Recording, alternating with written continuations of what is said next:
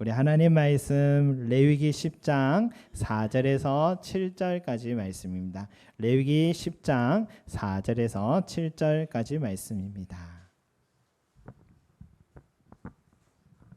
레위기 10장 4절에서 7절까지 말씀입니다. 예, 우리 찾은 줄 알고 한 목소리로 함께 했는데 왜 또 하냐는 거죠? 예, 이유가 있습니다. 이 이야기는 하지 않았는데 좀 저도 넘어가고 싶었거든요. 근데 안 넘어지더라고요. 안 넘어가져가지고 이해해 주시고 제 뜻이 아닙니다. 예.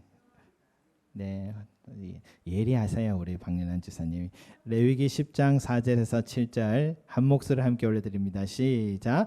모세가 아론의 삼촌 우시엘의 아들 미사엘과 엘사반을 불러 그들에게 이르되 나와 너희 형제들을 성소 앞에서 진영 밖으로 메고 나가라 하매 그들이 나와 모세가 말한 대로 그들을 옷 입은 채 진영 밖으로 메어내니 모세가 아론과 그의 아들 엘라살과 이다말에게 이르되 너희는 머리를 풀거나 옷을 찢지 말라. 그리하여 너희가 죽음을 면하고 여호와의 진노가 온 회중에게 미침을 면하게 하라.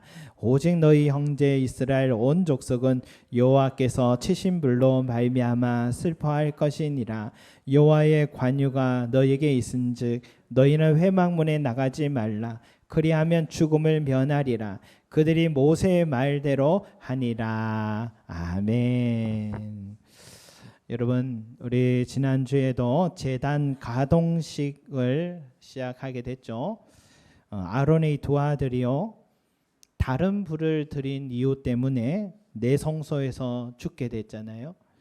이 아론의 삼촌 우시엘의 아들 미사엘과 엘사반은 그 시신들을 진영 밖으로 메고 나가서 장례를 치렀다라고 합니다. 여러분, 이 두 아들을 잃은 이 아버지 아론 그리고 남은 다른 형제들은 그리고 삼촌 모세의 마음 얼마나 참담했을까. 특히 3절 끝에 보니까 아론이 잠잠하니라고 되어 있어요. 여러분, 이 표현은 많은 감정을 말해주는 것 같아요. 사랑하는 두 아들이 눈앞에서 죽는 모습, 그것도 하나님의 진노로, 그것도 자식들이 다른 불을 들여서 죽게 된 그 현장 앞에서 아버지 아론은 잠잠했다라고 말합니다. 여러분, 아버지 아론이 잠잠했던 이유가 뭘까요? 먼저는요, 너무너무 다급한 이 상황을 어떻게 이해해야 될지 몰라서 잠잠했으리라 생각합니다. 어제만 해도 영광스러운 취임식으로 자신과 아들들이 이 거룩한 제사장 직분 받은 이 축복받은 가문이라고 그렇게 자부심과 감사와 기쁨이 있었는데 우리가 무엇이길래 이토록 하나님이 우리 집안을 기쁘게 받으셨을까? 그렇게 감사했을 것인데, 그런데 그 영광스러운 이 제사장 직분이 이렇게 무서운 하나님의 진노까지도 포함하고 있었 줄은 상상조차 못했을 것입니다.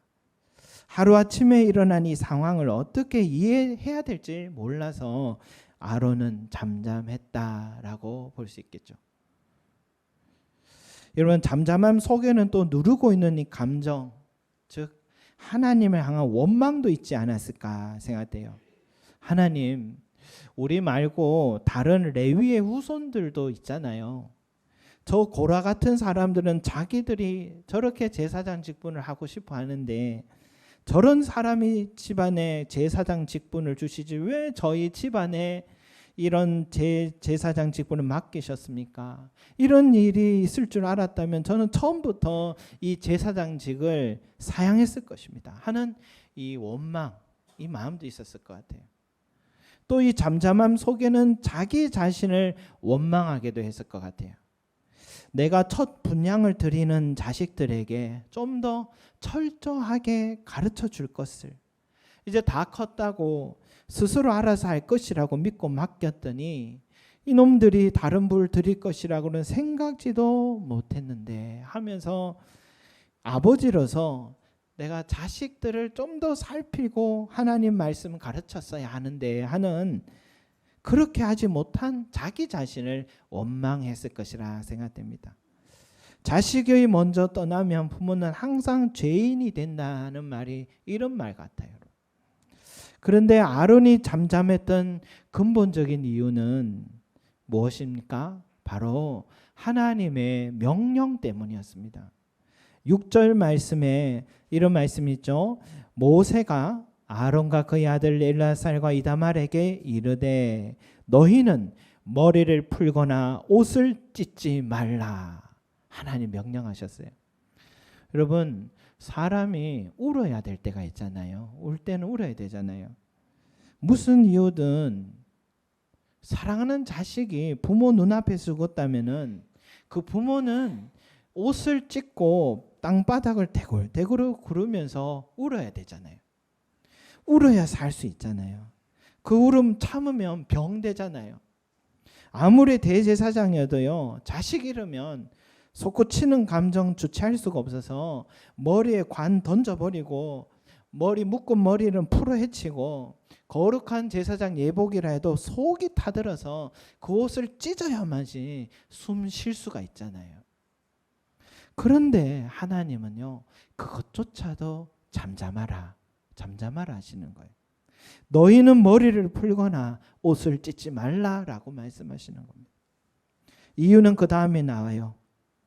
그리하여 너희가 죽음을 면하고 여호와의 진노가 온 회중에게 미침을 면하게 하라. 여러분, 왜 이렇게 말씀하셨을까요? 하나님의 공의보다 인간의 감정은 앞설 수 없기 때문입니다. 인간의 생각이 하나님의 생각과 심판을 왈가왈부할 수 없기 때문입니다. 이런 상황에서 운다라는 것은요, 뭐냐?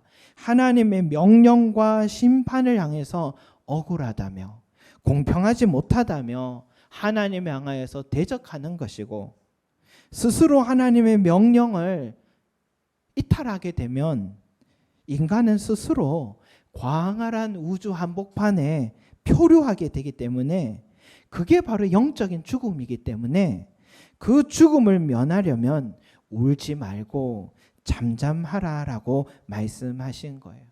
동시에 대제사장이 슬퍼하고 하나님의 명령과 공의를 향해 물음표를 던지기 시작하면 대제사장의 가르침 속에 믿음 지켜가야 하는 이 백성들도 자연히 하나님의 율법에 의구심을 갖게 되고, 백성들이 지금까지도 하나님 인도하심 속에 살아왔는데 앞으로도 40년 광야의 길을 걸어가야 할 자들이 인생의 기준, 중거점이 하나님의 말씀을 의심하게 되면 그들도 모두 죽게 되는 것이 맞기 때문인 것이죠. 그래서 울지 말고 옷을 찢지 말고 잠잠하라 라고 말씀하셨던 것입니다. 여러분, 저희 가정에는요, 제가 태어나기 전에 아주 큰 불시험이 있었다고 합니다. 그 시험을 통과하는 중에 어머니는 두 아들을 잃었다 합니다. 첫째, 둘째 아들입니다. 그 시험이 오기 전에 어머님의 기도 중에 욥의 시험이 올 것이다 라는 말씀이 먼저 있었다고 합니다. 그리고 두 아들을 잃었어요. 그 두 아들들은 그 후에 다른 사람들이 그 고향 땅 어느 산 어느 장소에 묻어 주었다 합니다. 누구도 어머니께 이 아들들의 무덤을 가르쳐 준 적이 없는데 어느 날 밤 어머니는요, 이 두 아들이 너무 보고 싶어 가지고 그 장소를 한밤에 찾아냈대요. 찾아내시고 그 장소에서 통곡하며 우셨다고 합니다. 그렇게 울고 있는데 갑자기 하늘에서 한 음성이 들리는데, 왜 여기서 울고 있느냐, 왜 여기서 울고 있느냐라는 그 음성이 들렸다. 그러니까 애통하고 있는 어머니의 소리를 들으신 하나님의 음성이었던 것인데, 그 음성이 너무 무서웠고 그 순간부터 어머니의 마음에 슬픔이 떠나가고 그 이후에 다시는 그 장소를 찾지 않으셨다라고 합니다. 저희 형제는 그 어머니의 심정을 모르고 나중에 또 도시로 이사를 왔음에도 불구하고 늘 청송에 놀러 가자고 그럴 때마다 어머니는 나는 별로 가기 싫다라는 말씀을 하셨었어요. 기억이 나요. 왜 하나님 울지 말라고 하셨을까? 뜻밖의 사고로 아들을 먼저 떠나보내야 됐지만 이 모든 과정 속에 하나님의 섭리가 있으셨기 때문인 것이죠. 그리고 두 아들은 이 땅에 함께 있지 않지만 이제 영원한 천국에서 복된 나날을 보내고 있기 때문이었습니다.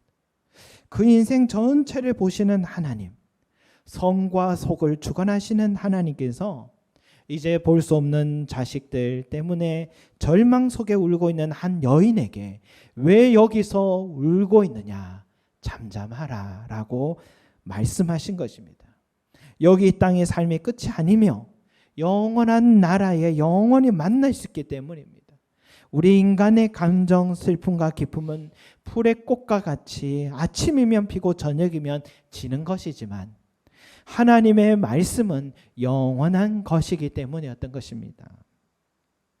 여러분, 한 나라의 지도자가 잘못된 길 걸으면 백성들은 그 지도자를 탄핵합니다.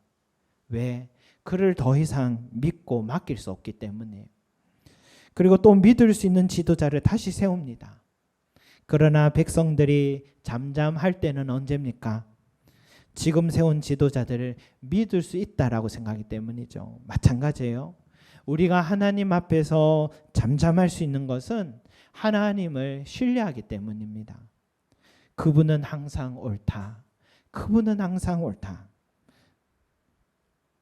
그 믿음 때문이에요.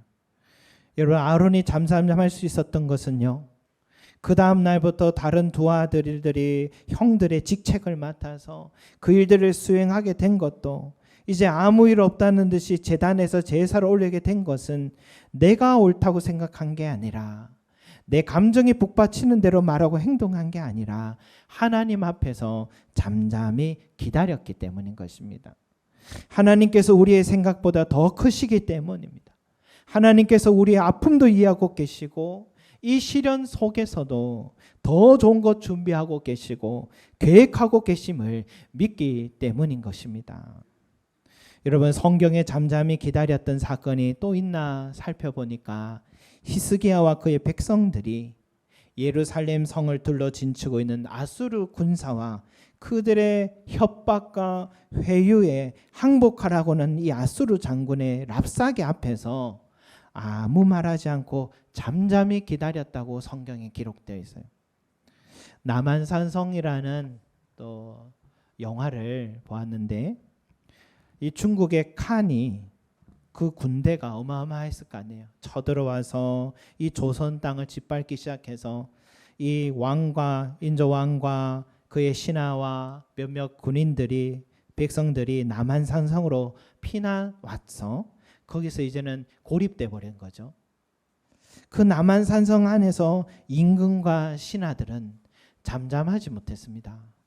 왜냐하면은 이제는 칸에게 가서 임금이 이제 항복하고 백성들을 살리는 게 조선을 위한 것이다 라는 입장의 주장의 말들이 있었고, 또 어떤 한편에서는 어떻게 저 오랑캐에게 조선의 임금이 엎드려 절할 수 있느냐면서 끝까지 싸워 우리 명예를 지키는 게 조선을 위한 것이다 라고 그렇게 이 난국 속에 정쟁을 했던 그런 과정이었습니다.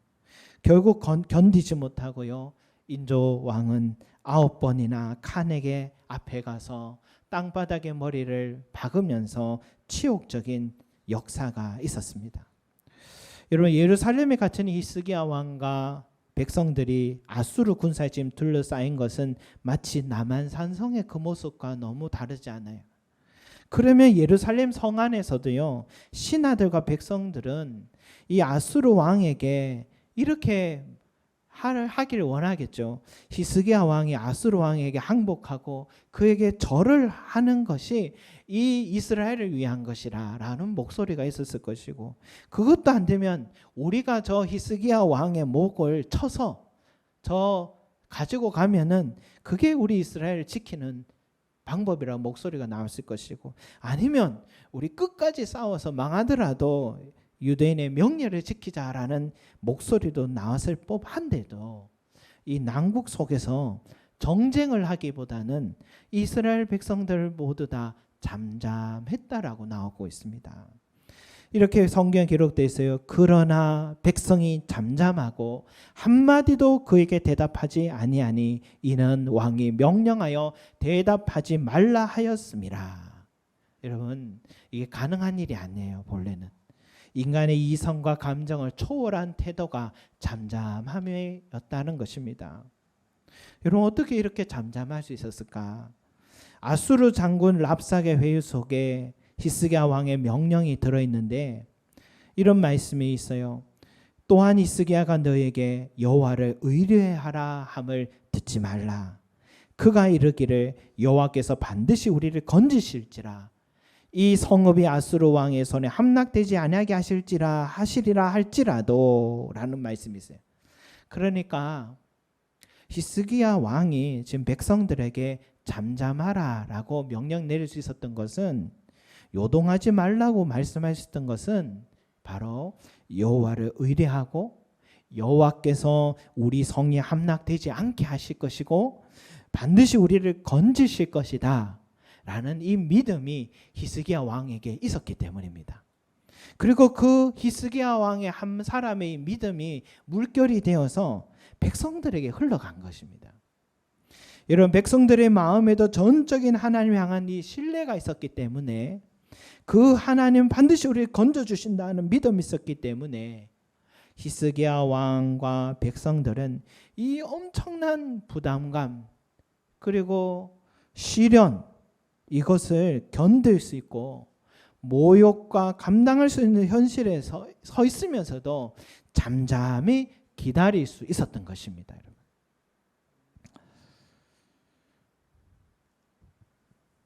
여기 계신 성도님들 좀 잠잠한 분이 계십니다. 여러분, 잠잠히 여호와를 기다렸던 이 히스기야 백성들에게요, 하나님이 지금 어떻게 역사하시냐 한번 말씀 한번 올려주시기 바랍니다. 우리 같이 한번 읽어볼게요. 시작. 이 밤에 여호와의 사자가 나와서 아수르 진영에서 군사 18만 5천 명을 친지라. 아침에 일찍 일어나 보니 다 송장이 되었더라.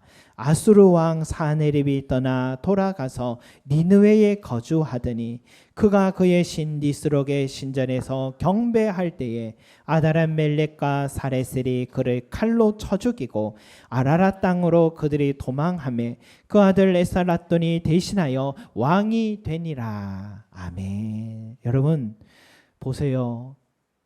하루 전만 해도 하나님과 그의 백성들을 그렇게 모욕하고 위협하던 아수르 군사들이요, 하루아침에 18만 5천 명이 송장이 돼버렸어요.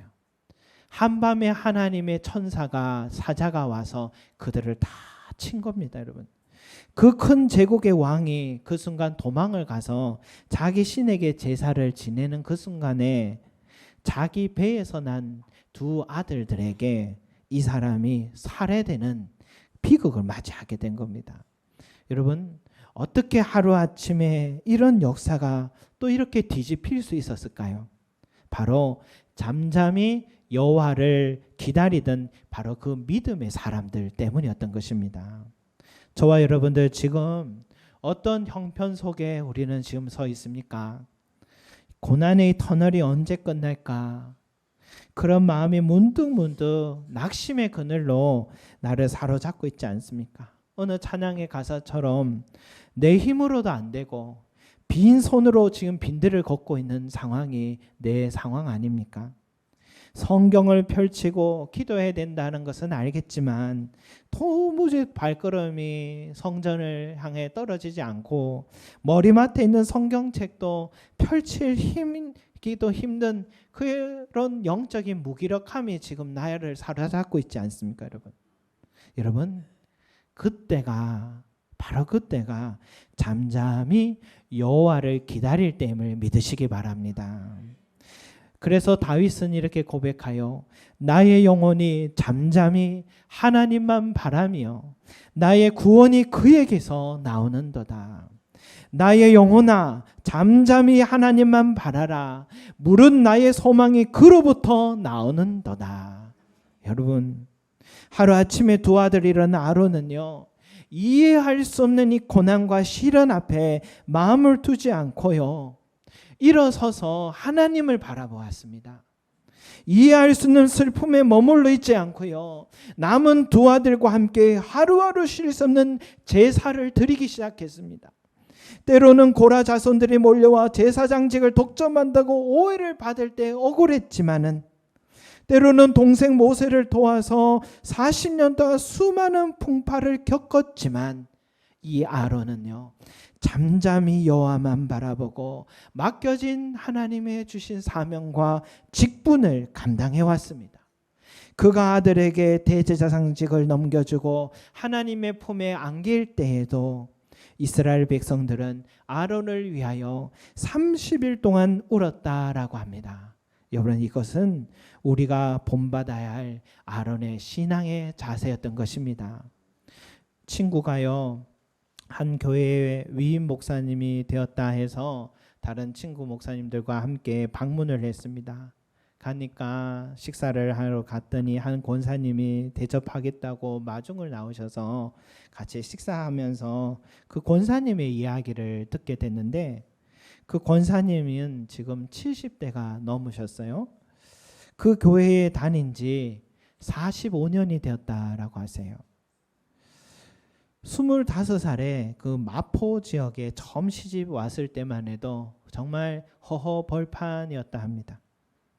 그리고 믿지 않는 시댁에 고향을 떠나서 시집살이를 하면서 홀로 교회에서 이 교회에 와서 신앙생활을 시작한 건데, 이제 자식들과 시댁 가족 모두 다 이 권사님이 전도를 해서 모두 예수님 믿었다고 그렇게 얘기해요. 마지막 시아버지께서 돌아가실 때는 자신의 귀에 한 음성이 들리는데 내가 영광을 받았다. 그 음성이 들리는데 이 권사님이 그때 알게 됐대요. 아, 하나님께서 우리 시아버지 이제 데려고 가시려고 하시는구나 라는 걸 알게 됐대요. 저는 그 말 들으면서 그 권사님이 시아버지 영혼을 구원하기 위해 힘쓰고 그 영혼이 구원받는 그 사건이 하나님께는 영광이 되는 순간이었구나 다시 깨닫게 됐습니다. 그 교회에서 45년 동안 신앙생활을 하면서 또 그 가정에 45년 동안 시집을 와서 한 어머니로, 한 아내로, 한 며느리로 역할하면서 온 가족을 구원하기 위해서 얼마나 분투했을까. 한 교회가 45년 동안 얼마나 많은 일들이 일어났겠습니까, 여러분. 그럴 때도 사람 보지 않고 잠잠히 하나님을 바라보는 그 삶, 그 믿지 않는 영적으로 척박한 집안에 시집와서 홀로 믿음 지키면서 한 영혼 한 영혼 구원하기 위해서 그 권사님의 일생은 얼마나 잠잠히 하나님만 바라보았을까. 한 여인이 잠잠히 하나님을 바라본 그 삶이 온 가족을 구원하였고 주님의 몸된 교회를 세워가는 놀라운 힘을 가진다는 사실을 옆에서 다시 한번 알게 되었습니다. 여러분, 사랑하는 성도 여러분, 잠잠히 여호와를 바라보시기 바랍니다. 내 마음이 끓는다고 해서 우리 말이 앞서지 말고 우리 행동이 앞서지 말고 여호와 하나님, 오직 여호와 하나님만 바라보시는 저와 여러분 되시기 바랍니다. 여호와는 나의 힘이요 나의 방패요 나를 건지시는 하나님이시기 때문인 것입니다.